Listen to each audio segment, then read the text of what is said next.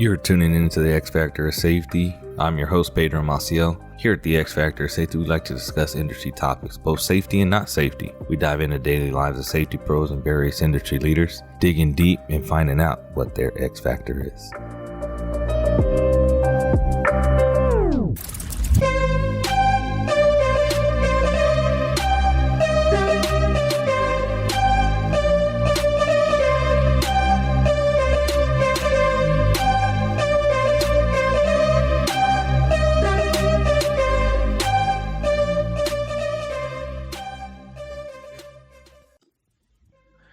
Welcome back, everybody. I hope everybody's having a wonderful day.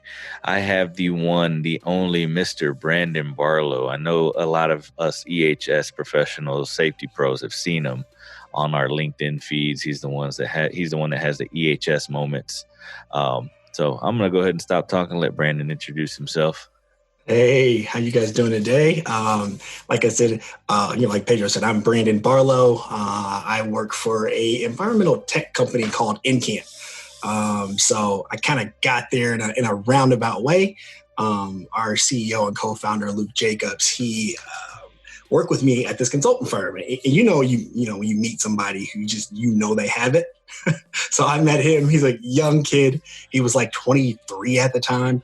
He comes in and he tells my boss at the time that he needs to change up his billing structure. I'm like, who is this young child who knows what he's talking about? So he started getting some cool ideas about automating out reports and doing things. And, I've never really been into coding or anything. That wasn't my thing, right? I know environmental. So he said he's going to start a company, and I went with him. It was literally the best move I've ever made. Kind of scary because, I had been there for, 7 years moving up. But I knew this opportunity was something I just couldn't pass up on. Nice. And Encamp, I like you said, you'd say, software. Explain to us, that aren't really heavy on the environmental side. What does it do actually? What does the software do? So we're one of the not few companies, but there's not a lot of competition out there that is a software as a service. That's what we are. We're a SaaS company. And what Encamp does and how we kind of started out is there's reports called EPCRA Tier 2 reporting.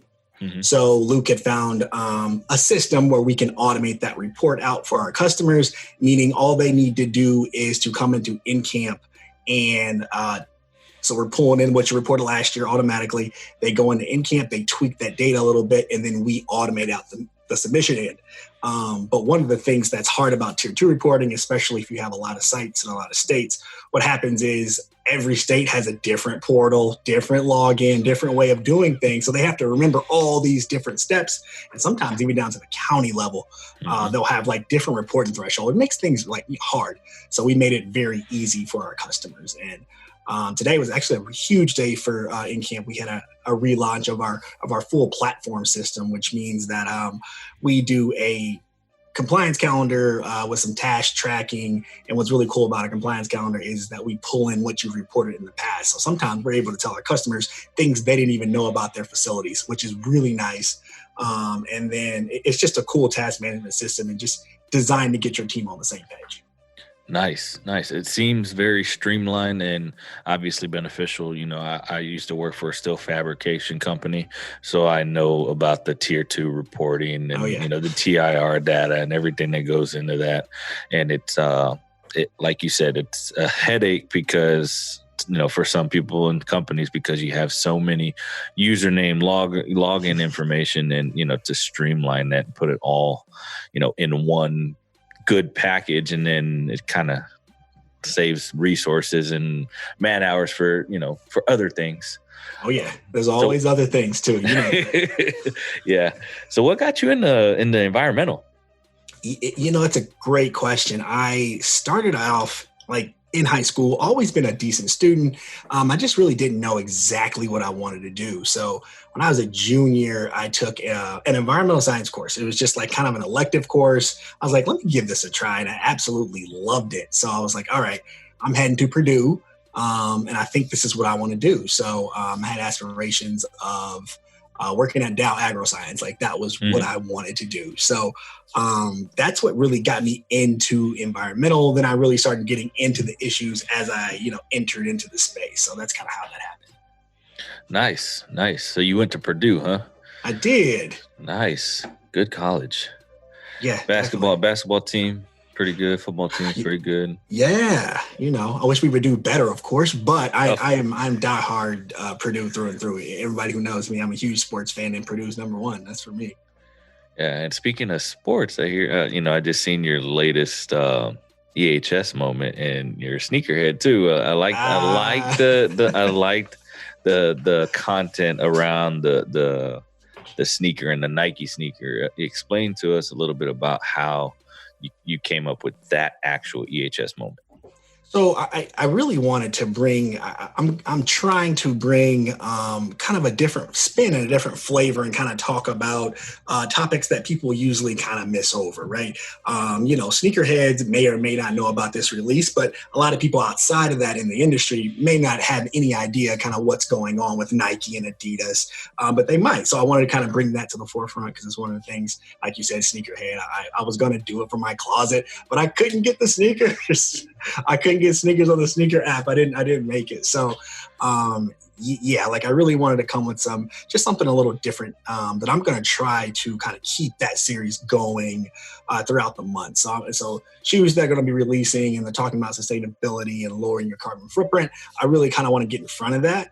And then have people start interacting and saying, hey, I tried these shoes. This is a good idea. Like, this is kind of expensive. This is comfortable. So that's kind of my goal. Nice. And again, like you said, the sustainability of, these big players that are out there that are making these moves to, be eco-friendly in a sense. And, again, it's all about saving the environment, because, again, we only have one Earth. Right. So with that being said, and, how many shoes do you have in your closet?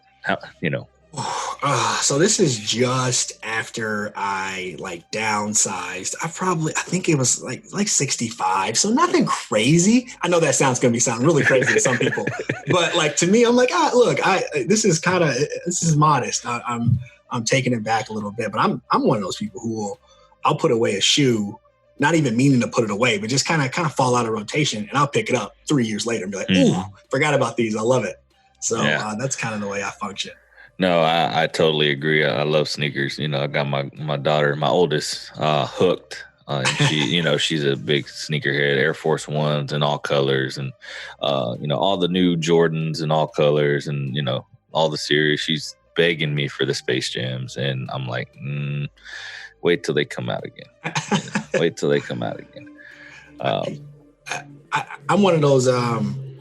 I'm almost like non-company, but I only have a few pair of Adidas, but everything else from Vans to Cole Haans, I like to mix my shoe collection up a little bit. But it's still probably Nike is king for sure. Oh yeah, definitely. I've been in. My daughter, my middle daughter, my 13-year-old, got me hooked on Vans. She wanted some Vans, so I had to get some, and now I have about 4 or 5 pairs of Vans with her. So tell us how last week's and the 4th of July video and EHS moment with her name is Julie Reagan. Julie Reagans. Yeah. She's one of my best friends. So we also worked together at the consultant firm with Luke, and we all came kind of over at the sort of around the same time, and we were kind of coming together, okay, we need to do something together. It's going to be, a holiday weekend. So let's do something. Let's kind of figure out what we want to, present. So we're like, all right, what do we want to do with fireworks safety? We're like, that's too boring. And then we're like, okay, how about an eco-friendly 4th of July? So we gave some decent tips about, how to handle 4th of July if you're trying to be eco-friendly. And then she had this YouTube video that she absolutely loved that she sent to me a couple of days before. So we had to find a way to incorporate that into a video. So with the dog, with the Roman candle, I love it. So she loved it. We went with it. That's awesome.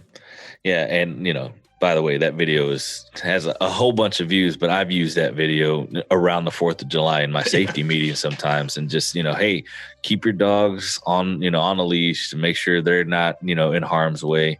And again, it's definitely, it hit home because it was genuine and organic, but then funny at the same time. And, Yeah. Again, the message was clear with what you guys were trying to, put out there. So what advice would you give an aspiring young environmental person, or somebody wanting to get into the environmental field? What kind of advice would you give? That is a good question, especially like speaking in terms of the current climate here, right? So we went from 2020 being one of the best, job markets in the last 50 years to it just being very, very uncertain. And, people are rescinding job offers, and that can be frustrating. And my number one advice is just stick with it, because what's going to come out of this is that more companies are going to be now more invested in environmental health and safety. It's just part of it. There's too many initiatives from sustainability, and now you throw in COVID-19, and who knows how long, factories going to have to divest resources into safety. To me, that's huge. Because now we have extra layers, and you may need to have to take your temperature, and then what do you do around protocols if someone does have COVID in your, all these unanswered questions need to have answers to them, and the only way to have answers to them is to have the people who know what they're talking about in the building. So just stick with it. Trust me, this market will turn for the better of us. And almost all these large companies, even trickling down to the small companies, they've all got environmental initiatives. Because right now, honestly, what's good for business is good for the environment. And now the investors are starting to look at this. And if you have a business that is not sustainable, let's say you're a beverage company, right? And you're in a place where they're running out of water, you need to start thinking about these things. So they're not putting money into this company or to this, into this location, because it might not be here in the next 15 years. So just people are really starting to look at this and say, hey, can we get in front of this? Can we look also good in the media? It's just it's going to be a lot of opportunities for us to just hang in. Nice. Now, what advice would you give a younger you? Ooh, a younger me. That is a didn't mean to stump you, brother. No, man. Okay. So a younger me, I would have told myself to be just a little more patient. I'm honestly, that is it. Because I pulled the trigger really quick when I eventually got to Dow. I knew it wasn't for me, but I'm not really sure, right? I'm doing things now that I never thought I'd be doing. I'm an extrovert, but at the same time, I don't have social media. I don't want to have social media until now, right? And now I'm making a daily video, something I'm actually enjoying. So I would have told myself just to be a little more patient, although I'm very happy that I'm here where I am, but just a little more patient when I actually got the job that I thought I wanted. I probably should have felt it out a little more, but I am totally, okay with my decision. Nice. You know what they say, everything happens for a reason, and God has a plan for you. And he put you in the right spot at the right time that needed to, happen. So, Really? Yeah. And, that's good advice, again, as safety professionals, as environmental professionals, we all need patience. Sometimes not everything's going to go our way. Sometimes, stuff hits the fan, and, we have to pivot and figure out what's the best outcome and how to, a good plan of attack. But again, patience is a virtue. Those young listeners that are out there, listen, patience is a virtue. Listen, Linda, listen. Listen, Linda. Yes. Oh, yeah, that's good. I must say, safety people bring such a different energy. That's one thing I do miss about being a consultant, is that I'm no longer around just the safety culture. And I absolutely kind of miss the energy, because I feel like safety people just get how serious this is, right? The number one goal is to go home. And sometimes people don't take their job that serious. So, other people have to pick up the slack. So I really miss, and I'm super excited to be talking to people like you and George, because they can get me fired up as well. Yeah, no, it's and those people and those safety professionals that we're talking about are the ones that aren't really doing their job.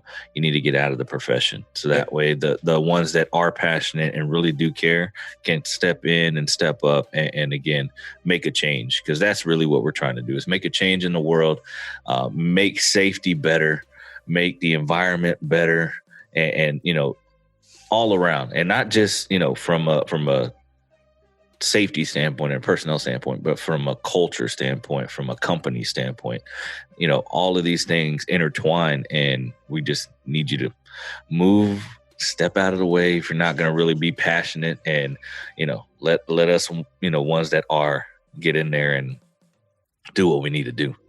Yeah, well said. Definitely well said.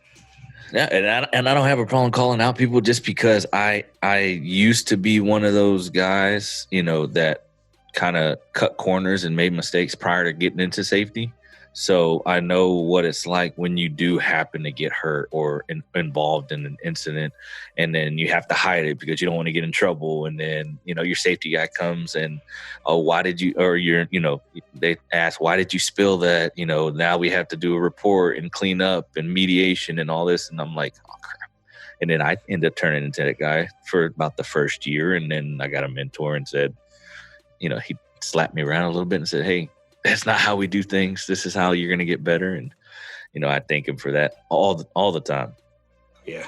So speaking of mentors, there you go. Yeah. Speaking of mentors, who is one of your mentors? And you don't have to say my name, but what kind of values and processes has he instilled or she instilled in you? That's a good question as well. So my mentor, it really was like a family member. I know this is kind of very, very obvious. So my mentor who really taught me the most was honestly my mom. Like just outside of the environmental field, it's just someone who was always there supporting my decisions, even when it's something that I wanted so bad, and getting to the job I thought I wanted. She was 100% on board with me being like, okay, this is not what you want. She is just someone who's just always giving me guidance and life advice, which is so important. Like, work is fine, absolutely, but take care of life. Make sure you have your life in order. Trust me, you would do better in your work if your life is in order. So she really helped me get my life in order when I graduated Purdue. And then, just kind of making it now to hear what she's like, you have to go to Encamp. There's no question. Like, just someone who's there you can bounce ideas off of. I over everything. She's great. Nice. That's awesome. And, it's good that it's a family member. One of my mentors growing up, not, professionally, but growing up, my grandfather, and it's one of those things. He taught me a lot. He taught me, how to stand up straight and be a man. And, kudos to your mom, for, instilling those values in you and always being in your corner. And, now look, now you're producing EHS content, out for the world to see. And it's great content, people. It is great. If you have not seen him, find him on LinkedIn, Brandon Barlow, the EHS moment. You're not going to be disappointed. Yeah, thank you. Give us a follow for sure. I kind of house all the videos. Of course, they're on LinkedIn, but they're also on YouTube on the Encamp page. So if you ever want to catch any of those, it's funny because, like I was talking earlier, it's something I wouldn't have set out to do. My manager and boss right now is like, hey, can you do it for 30 days? I'm like, I guess it's a challenge now. So yeah, let's do it. So it's just something, like you said, for those young people. If you think that you won't like to do it, try it. Get outside your box, because trust me, you take this experience and on to your future experience. Say, hey, have you ever made any kind of content for marketing? You can say yes, and yes, I liked it, or this I didn't like it, but here's where my skills are best used. If you have that information, it is gold. Yeah. Yep. And again, I seen a picture earlier today, had, 2 sets of Jenga, and it said, the one that was all broken down, is the knowledge, and then the other set built up is the experience. Yep. So with that knowledge comes the experience to be able to build, again, and leave a legacy, if that's what you get, you want to do. So with that being said, and you said a 30-day challenge. So after the 30 days is up, are we getting more EHS content? Is going to be something that's a regular, or? Yeah, it is here to stay for now. For the foreseeable future, I'll be putting out these daily videos, and just trying to come up with fresh topics, in the EHS space. So there's a couple big ones that I will eventually hit hard, and there's a lot of things going on with environmental regulations, and I'll get to that. But I kind of want to just kind of touch every spot right now and try to get some extra listeners and be like, all right, what's this guy talking about? Oh, that's different. Something I didn't expect to hear about a Nike shoe today on LinkedIn. That's not from Nike. You know what I mean? No, it was awesome. But again, it intertwined your message. Granted, it was about a Nike shoe, but how it was made and how it affected the environment, it made sense. And again, that's the thinking outside the box that is gonna, again, set you apart from somebody else, from the people that aren't really wanting to do the environmental or aren't really wanting to do the safety. But then putting it with the video content out there, it definitely, boosts your brand, your personal brand, Brandon Barlow, and, again, Encamp. Mm-hmm. So I was watching I actually watched some of the YouTube videos, and I seen the one on that you had. It was you, I believe your founder, and then two other people about the PFAS. Yeah, PFAS chemicals. Yeah. So that group is called SESCO. They're an environmental consultant group here in Indianapolis. They're just like south of downtown. So we tried to kind of work together as a young business. I was kind of going out, meeting these consultants, saying, hey, what are you guys looking for in the market? This is what we're coming out with. We think we have something to help you. So we're kind of heading that way. But yeah, the PFAS conversation is very interesting, and it's taken some turns here of late. So everybody's kind of waiting for the government to really pass the hammer down. And it looks like the government has kind of put it back on the states. So with all this going on, who knows what would have happened if this wasn't COVID? But right now we are kind of at a standstill, and people still don't really know what to do when you have PFAS and you have it in your water stream, or maybe you have it in your waste stream, and you're trying to profile into a landfill. Like, what do you do with these levels? So I think a few states have made some statements, but nothing has been really, really firm from what I've seen so far. So for some of our younger safety professionals that listen to the show, some that aren't environmentalists and that just, health and safety, explain to them a little bit what PFAS is. So PFAS is, let's call them forever chemicals. Basically, these are chemicals that were created by us not to break down, and guess what? They don't. So this is what was first in Teflon. So that's the easiest way to put it. So by now, these PFAS chemicals bioaccumulate faster than you can get rid of them. So they're just in us, and they're in everything around us. So now we're finding out that they have some health effects, and now we're trying to figure out, like, all right, like, we need to go back and trying to figure out, can we try to get rid of them, and then at what level is this safe for humans? So we've banned creating PFAS here in the US, but we're allowed to get it shipped in. So counterproductive, right? Yeah. It just seems to be a lot what's going on, just counterproductive. So now we're really at I wouldn't say a standstill, but something is going to happen here.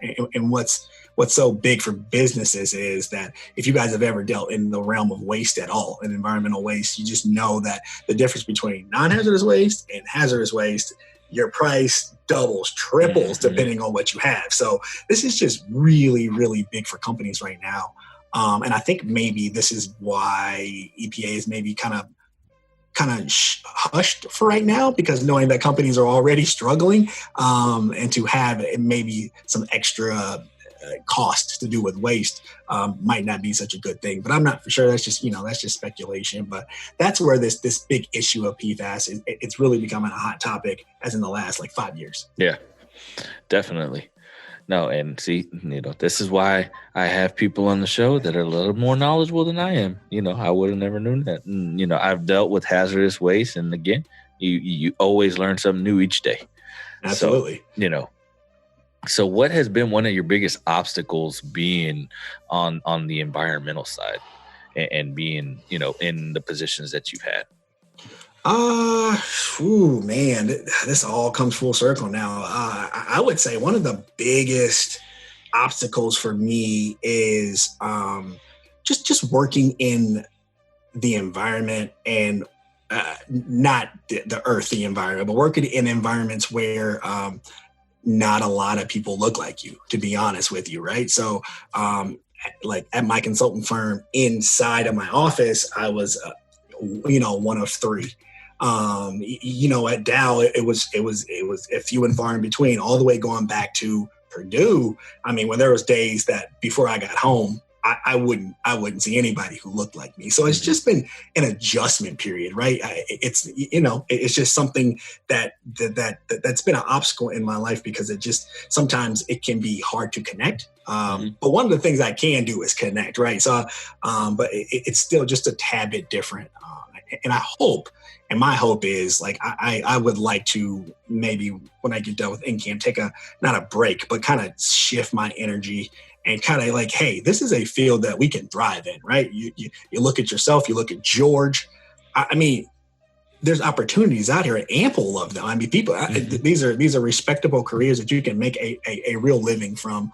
And I just want to bring this topic and learning about the environment and recycling and how important this is, kind of preach that message out. Awesome. Yeah. And, they back when I was going through, through school, and they would always preach, and tell us, reduce, reuse, recycle. And now, it has fallen off a whole lot. And now it's starting to come to a point where it's, like you said, coming back full circle and actually having to be brought back up, because again, the landfills are becoming, massively overwhelmed, and then they're having to make new landfills, which is taking up more land and polluting the earth, and it's just it's crazy. But to bring it back, and for those young professionals, those college students that are thinking, hey, I don't know what profession I'm going to get in, EH&S is one of the greatest. I tell you that. Whether you go environmental, whether you go, strictly health and safety, occupational health and safety, it's definitely a great career path and career choice. Yeah, I completely second that. It gives you opportunity to pick like you can really find what you're good at, right? So say I started environmental, I guarantee I had the ability at my last company. If I was like, hey, I want to do safety, they would have let me. And that's just a big thing. Or the other way around, like, hey, I've been in the safety realm, and maybe I want to go on the health, or maybe I want to go on the environmental. And most companies will allow you, because they want you to be good at what you're good at, because then when you're good, then they're good. So it just makes sense. Yeah, definitely. Yeah. Environmental, it's definitely, a part of the overall safety concept at any company, because you're going to have any type of waste. You're generating some type of waste somewhere, somehow.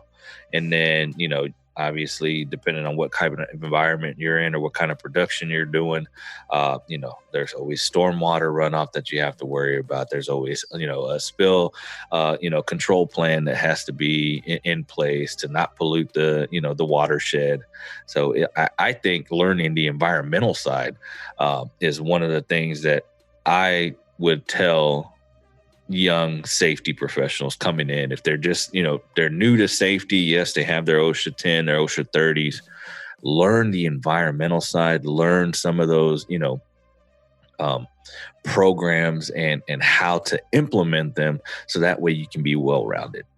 Yeah. To me, that's the best thing that's been said today. That is great advice, because one of the best safety people I ever knew, he really, really understood chemistry. So it was one of those things like he would know based on what's at the site, what kind of PPE you need to wear, but he would also tell you, hey, I know what this is. This is a strong, strong acid. And what, we have some stuff over here that if they mix, you might not want to have, be caught without your gloves on. And people will be like, yeah, I trust this guy. Like he knows exactly what he's talking about. Like once you start, just expanding your horizons. When you say, if you're on the environmental side, you start getting to the safety side could be one of the smartest things you could do too, because it's one thing to be here saying, hey, you need to do this, but it's another thing to be like, oh, I've also actually done this and I understand what you're going to be up against. Yeah. So it's just one way to relate, because it's not always that they see eye to eye, and that's for sure. Yeah, definitely. In safety and environmental, yes, we have to do things safe. Yes, we have to protect the environment, but when they can coexist and work together at the same time, it just makes life so much grander, because you're looking out and you're, that's where that lean factor comes into play, that Six Sigma. Hey, let's, reduce the waste, reduce, people getting hurt, and figuring out a good process. And then the safety portion comes in, and you just maintaining that over the longevity of, your company's career and culture. Absolutely. Culture is everything, especially safety. Safety is one of those things that if you don't have strong leaders, I guarantee your safety culture and your numbers are probably nowhere where they need to be. That's for sure. So speaking of culture, what has been one of the hardest things to do in regards to an environmental or safety culture that you've been a part of? So one of the things that I did was I used to be the environmental person when I went to like oil spills and derailments. And this is some of the craziest things I've ever seen, when a rail car is on fire, or when there's like 4 rail cars or 40 stacked up and it's just twisted metal everywhere. And to see people come together and make sure that, this hazardous waste leaking from the engine is not going into the water, that if it does go in the water, how far is it going down in the water? And like decisions are made very, very quickly and smart. But let me tell you what, the number one thing on everybody's mind is safety. And it's one of those things where it shocked me, right? Because I know how important money is, right? And how that's a driving factor. But when you go out there, it's scrap that. This is a brotherhood. I don't care if you're for 10 different companies. Right now, we're on the same job site. We're doing the same thing. He's the leader of this squad. You go over there, even though you guys are in different companies, listen to him today. It's that's why I say like safety is a different breed of people, because you have to have those strong leaders who demand respect. And I think that's what makes a really good safety leader. Okay. Now pivoting to leadership, what traits or, attributes do you find or look for in a leader? Honestly, I kind of talked about my CEO and co-founder, and he's a young kid, but one of the thing I like about Luke is he is not afraid to make the hard decisions. And I respect that so much, because it's not, the answer isn't always clear cut. And it's not, always the most popular answer. And the best leaders to me are to do what's best for the greater good, whether that's for your business, whether that's for whatever, section or sector you're working in. If you can make that decision for the greater good of the company or the greater good of your team, like that makes a wonderful leader to me. Nice. So what are you doing outside of work to kind of decompress and, get your mind off the environmental stuff? Yeah. So I've got a 5-year-old daughter. So Nice. it's really nice having her, and she's doing a lot of her first. So, from teaching her how to ride a bike, or, as I during COVID, I've turned my garage into like a gym. So she wants to be out there kind of doing stuff with me. And we've got a second treadmill that I can't plug in both of them because things flip off. So, but she likes to like have her own things. You know how that goes, especially at that age. So So she keeps me really, really grounded. And then I've kind of like I know this sounds crazy, but kind of reintroduced my relationship with nature, meaning like I'm, as much as I love the environment, I'm not one to be like, I want to sleep out here. I'm just not that, right? But it's one of those things like I'm just kind of reintroducing myself because there really was nothing to do. So I would head out to, local state park here and just kind of do things, which was good. It was a great change for me. Kind of reintroduce my love for the physical and me out in the environment. And so it's been good. That's cool. So you don't like camping, huh? Nah, I'm not a camper. I'm like, what? I mean, I'll glamp, I'll stay in a cabin. We'll have fun all day. We cook. I'm probably going to go back to the cabin and relax. Yeah. You and my wife would get along just fine because she, I don't mind being out in nature and, having a tent out there. You start a fire, you roast some s'mores, you go to sleep in your tent. Hopefully no bears come at you, but it's good. And again, to each his own. But So, and again, Encamp, I seen, on the presentation with the consulting firm that you had. So how did it come about to make the campfire chats? Yeah, so it was like, okay, so we want to start a webinar series that has nothing to do with Encamp. So Phil, he's our marketing leader. Now we've hired a director of marketing, but he's still there, right? It was a great idea of like, okay, let's just go out and make sure Encamp is everywhere. So let's just touch on environmental topics that people want to talk about. So it was kind of my job to say, okay, let's go find some guests. Let's go find some interesting people. Let's go find consultants, people from the government. I kind of want to have everybody on the webinar and just kind of get a different perspective that people can kind of tune into. So that's the idea behind the campfire sessions. And it was like, all right, like, is Luke going to do it? Am I going to do it? And then Luke was like, hey, you just run with it. Some of the big ones, grab me and I'll join you. But other than that, you just go ahead and make it your own. Nice. And they're really good. I like the beginning, the intro and the little campfire that's there. It's pretty interesting seeing them on the YouTube channel. Oh yeah.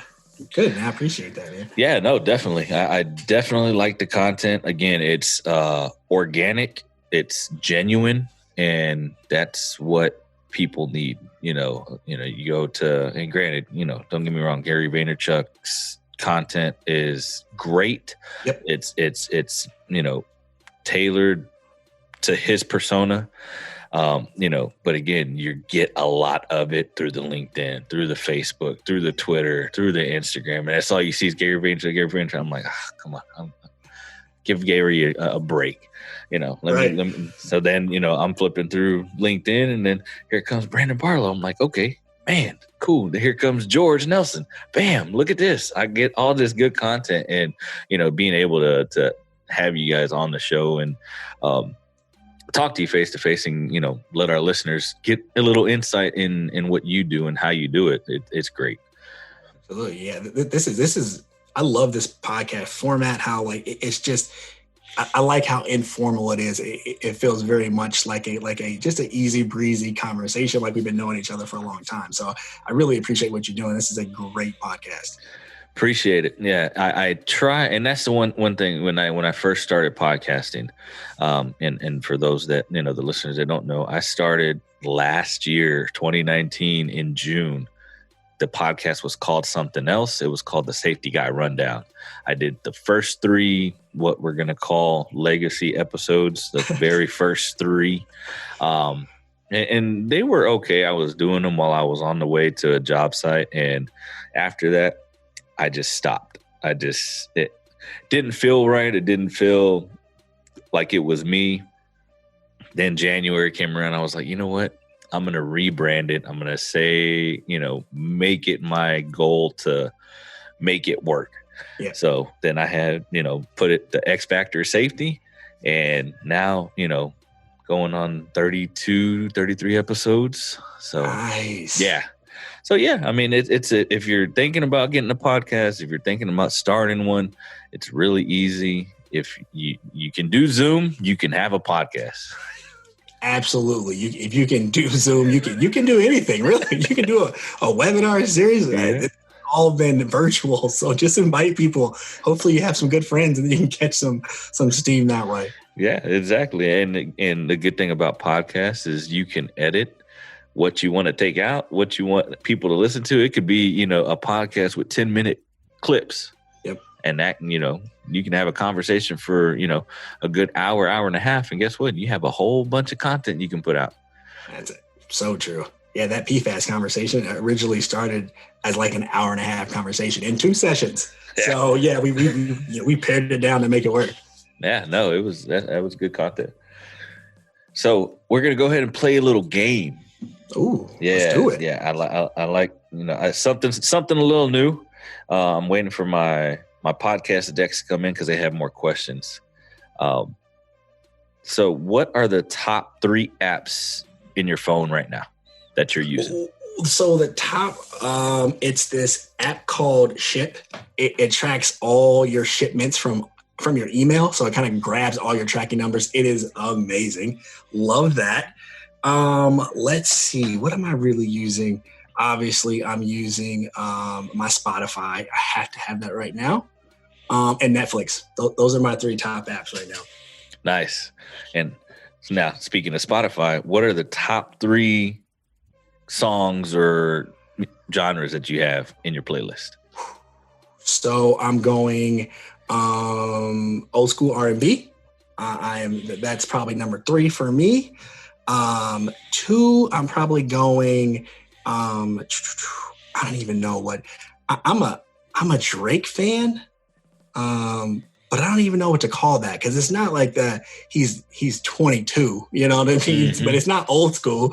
It's kind of what he's near my age. So it seems to work for me. And I've been really into like just new age, Snow Allegra, like new R&B right now. Neo Soul I've been on it. So yeah, that's probably my top 3 right now. Nice. Yeah, I can get down with some neo soul. I'm an old school R&B head myself. I'm which is telling my age. In Vogue, those types of groups. Jodeci. Yeah. So let's see. What 3 apps would you delete from your phone right now? I would get rid of this app called Let Go. Apparently, I think I need everything. So I'm like, oh, that's a great price. Let me buy it. Like, no, stop. So I'm getting rid of Let Go. I'm probably getting rid of the stock market app. I think it's called Robinhood. I need to get rid of it. I'm just like, the market is just prime right now. And I'm just like, I'm not a day trader, but I'm just trying to hack things up. And I need to jump out of that one. For fun. It's not a fun thing. And since sports are off, I need to get rid of my sports betting apps, and it's hurting my heart, but I need to. Just wasting space. Yeah. that bandwidth on our phones, all that space. Yep. Now, with that being said, my questions went away. What is the one thing that you cannot live without? Oh, the one thing, it is a recent purchase that I've got so much rave reviews for is my air fryer. Dude, I can't make a meal now without using this. So it just makes things extra easy, especially if like I'm on the go and I need to make something for Ava really quick. Oh, just pop it in the air fryer. It makes everything taste good. She loves it. So that I cannot lose that. Nice. That's awesome. Yeah. And you have one daughter, right? Yes. Yep. Okay. I have one daughter. I originally think that I didn't want kids. And then Ava happened. So I'm so thankful it did because I'm not sure if I would have them. So yeah, it's been great. Awesome. That's awesome. Yeah. I have 4 daughters. So ooh, okay. Yeah. And my oldest is fixing to be 15. So okay. Gotcha. So I'm sure you have some fun nights. Oh yeah. When I'm not out of town and I'm home, it's all about the girls. It's all about them. and then I'm, pulled in each way. My youngest wants me to go play Barbies and, play dress up and tea parties. And then my oldest was like, hey, Dad, take me, to go buy some shoes. And, the other one is like, hey, Dad, are we going to go watch a movie? And it's trying to, spread the love with everybody. And I was, hey, let's just order a pizza and play some board games all together. Done. Yeah, done. Man, so, I'm telling you, the one thing I learned about from just being a father is just show up. Like, trust me, it doesn't really matter what you do, just do something. Yep, exactly. So before we end the show, before we go, just a couple more questions. All How right. have you evolved from the time you got into, your line of work to where you are now? The evolution of Brandon. That's a good book. That's a good title. Yeah, exactly. I've evolved into now knowing what I want out of an experience, what I want out of a job. I am much more aware, and now in my career, as I gain those experiences, I have those experiences and said, hey, I like doing this. Hey, I don't like doing this. And how I've evolved is like, I'm able to confidently say, hey, this is going to work for me or not. But I'm also not afraid to take risks, but I usually have an idea like, hey, this is something I can do. Like if they would have asked me, hey, you think you can do this webinar series? And I would be straight up honest and say, hey, I don't think I can pull this off. Right. I'm just very aware of self as I get older in my career. Nice. That's awesome. And again, that self-awareness in any profession, and this is going out to the listeners that are, when they hear this, any profession, anybody out there, you have to be aware of self in order to grow, and that is key and greatly said by you, Brandon. You have to be aware of yourself and what you want out of life, out of your professional career, out of your spirituality, out of your emotional intelligence, everything that factors into who you are. Again, you got to be self-aware. Got to be able to look in the mirror and say, hey, you know what? You're really messing up today. Or, hey, you know what? You're going to go out there and do great things. Yes. And well said, especially now. Let's be honest, all days are not going to be great days, but it's how you come back from that, right? Yeah. Like if you have a bad day, pick yourself up and trust me, we all have these. Get back up and do it again. Mm-hmm. Yep. And then know that if you are having a bad day and the mental health aspect, that, you are having a bad day and then you have another bad day right after it, and it starts to wear you down. Guess what? You can reach out to people. You can reach out to, people that really do care, about you and will be there willing to listen. I know Brandon would end up being one of those people. I'm one of those people. George is one of those people. Again, just reach out. Don't ever beat yourself down to where, you can't pick yourself back up. And if you are to that point, guess what? We're here to help you get back up. Yeah, it's. I'll have an honorable mention on the app thing. Our company Encamp bought everyone Headspace subscriptions, and I'm telling you, I've never really been into the meditation, and it is 10 minutes will literally kind of set your day up. Like for me, it just gets me focused and relaxed. It's something, if you never tried it, give it a try. I think they have you can start for free. So it's not something that's going to, cost a lot of money, but just having a little meditation time or even just having some time where it's just you, it's very important. Oh yeah, definitely. Got to love thyself first in order to love others. Yes. Yeah, no, I totally agree. So what is your X factor? And before you answer, I ask all my guests this, and, some people get stumped. Some people are like, oh man, in what way? It's just, what is your X factor? What is Brandon Barlow's X factor?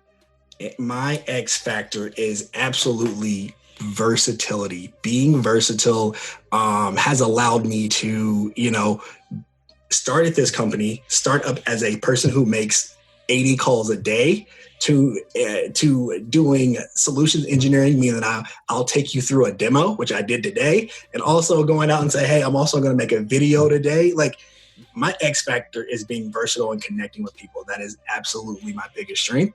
And of course, that's what Encamp did. Like they're like, all right, well, if you're gonna have this strength, we're gonna use it to our benefit as well. Because like I said earlier, all companies want you to succeed, because if you succeed, guarantee they will succeed as well. Awesome. Awesome. So let our listeners know where they can reach you at, where, and companies that are also, my CEO friends and listeners, that if you have some type of environmental, aspect to your company, again, you might want to reach out to Encamp. So let everybody know where they can reach you at. Absolutely. The quickest way, if you want to contact me directly, LinkedIn is probably the easiest way to do that. I do have an Instagram, but I just started posting these videos on it. I don't really know how to use it. So that's probably not the best avenue for me, but I think I'm Brandon Encamp or Encamp Brandon, one of those. But LinkedIn's easiest. And if you want to contact Encamp, just go ahead and follow us on www.encamp.com. When you go to our website, you'll see my face as well. So if I'm on the chat, I'll also chat back with you. Just say, hey, saw you on X Factor, and we can riff from there. So those would be the easiest ways to get a hold of me and Encamp. Nice. Any last message or words of wisdom, thoughts that you want to leave our listeners with before we end the show? Yeah, I really want to go back to your younger listeners, and you guys are new to the space. Hold on, wait. I'm telling you, this is going to be, you're going to look back in 5 years and say, man, I made the absolute right decision. There are ample jobs and there are ample places that need my help. So you will be needed, and you will get paid well. So just hang on. Nice. Well, Brandon, we greatly appreciate you being on the show. Again, it was a pleasure. I know our listeners are going to enjoy this episode once it comes out. So again, thank you. And all the listeners that are out there, you know what it is. We'll see you later.